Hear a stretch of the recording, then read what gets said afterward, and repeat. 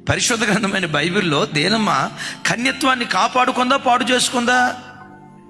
తామారు కన్యత్వాన్ని కాపాడుకుందా పాడు చేసుకుందా?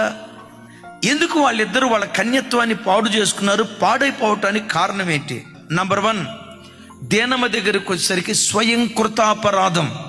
మీరు అనొచ్చు, అయ్యా దేనమ్మ చేసుకున్న స్వయం కృతాపరాధం ఏంటి? కుమార్తె అయిన దేన ఆ దేశపు కుమార్తెలను చూడవెళ్ళెను. నేనంట, దేనమ్మా అది మీ ఊరా? మా ఊరు కాదు సార్. నువ్వు వెళ్ళేటప్పుడు మీ నాన్న ఏమన్నా మీతో పాటు వచ్చాడా? నాతో పాటు రాలేదు సార్. మీ అన్నలు ఏమన్నా వచ్చారా?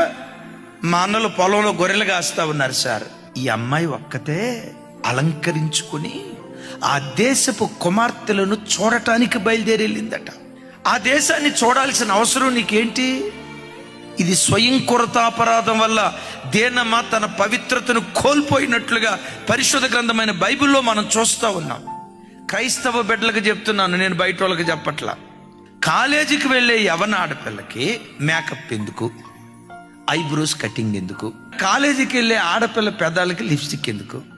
ఒక తలలో 10 జడలు వేస్తారు, మధ్యలో జుట్టు ఉంది చూసారా, ఫంక్ ఎందుకు? అది అమ్మాయి అందం చూపించడానికి నువ్వు కాలేజీకి స్కూల్కి పంపిస్తున్నావా? చదువుకోవటానికి పంపిస్తున్నావా? చదువుకునే ఆడపిల్లకి ఈ మేకప్ ఎందుకు? స్కూల్కి పంపించే ఆడపిల్లకి డెకరేషన్ ఎందుకు?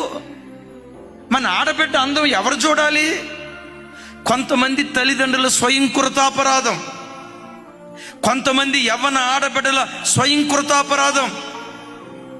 నేను ఇక్కడ విమర్శించట్లా. ఎందుకు మన యవ్వన ఆడబిడ్డని ఎందుకు మనం అలా అలంకరించి సమాజానికి పంపించాలి? ఇర్మియా గ్రంథంలో ఒక భయంకరమైన మాట రాసింది. అలా అలంకరించి పంపిస్తా ఉంటే అంటాడు, దోచుకొనబడిన దానా.